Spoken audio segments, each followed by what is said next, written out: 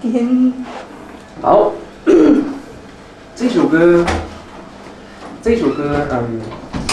而且发生什么事？高中干嘛？好，好，接下去啊。好，好，你走。OK。其实《台北眼里》这首歌呢，当时候我写了这首歌之后，然后卖给了阿杜，然后自己非常开心，因为开始很多人认识李志清的创作。不过也因为那段时间，我遇到了一些版权的问题，所以情绪很低落。因为在那个时候自己生活又不太好，然后因为刚开始出来工作，所以生活条件也不是很好，所以遇到这种的压力呢，自己是还蛮难过的，然后不知道怎么去处理。然后有很长的一段时间，大概应该有1年多左右，完全没有写过任何的曲子，都只在写歌词。所以当那一段时间之后呢，我终于想通了之后呢，我再写下了一首歌呢。那首歌就是我给张志成的一首歌，那首歌是我一首我自己也非常非常喜欢的一首歌，那首歌就是《保佑我》。我写下这首歌那一个时候，就是想到说自己遇到这种状况，可能别人也遇到这样子的状况，或者是更不好的状况，因为毕竟这世界上有太多不幸的事情在发生，所以写下这一首歌，希望就是全世界的人都能够被保佑这样。好。先唱这首歌让你们听一听，之前唱太多了，声音都开始沙了。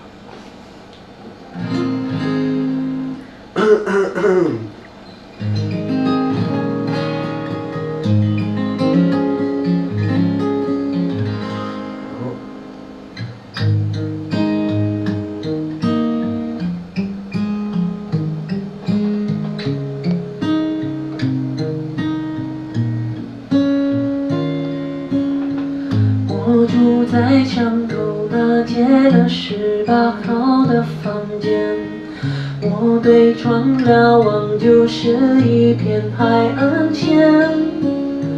一夜旧房子也就一晃就是20年，只有宝藏收香烟，一些老音乐，我终于还守着一双女人鞋。那太值得怀念的那一年，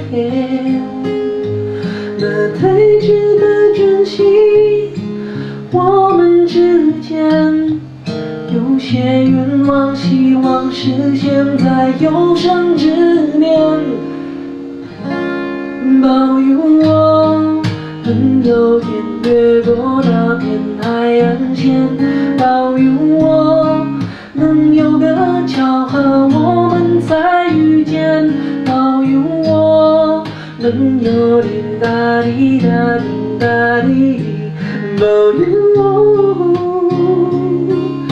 他不会比我难过，我希望他能比我更好过，保佑我能有天越过那片海岸线，保佑我能有个巧合我们再遇见，保佑我到最后还能认得他的脸，请你保佑我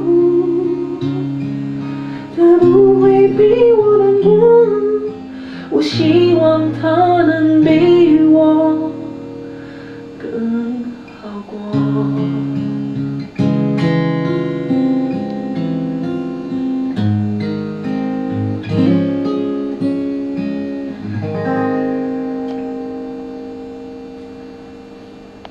谢谢大家。好，我的专辑呢将在3月尾就会发行了，然后希望你们能够支持我，然后买一张来听一听，听一听一些歌曲当初的感觉应该是怎么样的。因为这首歌，当初为了录制这一张 demo 专辑的时候，就想尽办法一定要拿回当初的感觉，然后也录了还蛮久的。那是因为好多因素，比如说自己有先天性的鼻子敏感，所以有时候遇到很多状况，就是鼻子会塞着，感觉就是你每天都在感冒，然后在感冒的时候唱歌，所以是比较痛苦的。我都是让它比较 OK 的时候再唱，希望有比较好的效果，这样。所以还是不要说太多。总之就是你买了一张，你就能听到一个创作人最真的精神。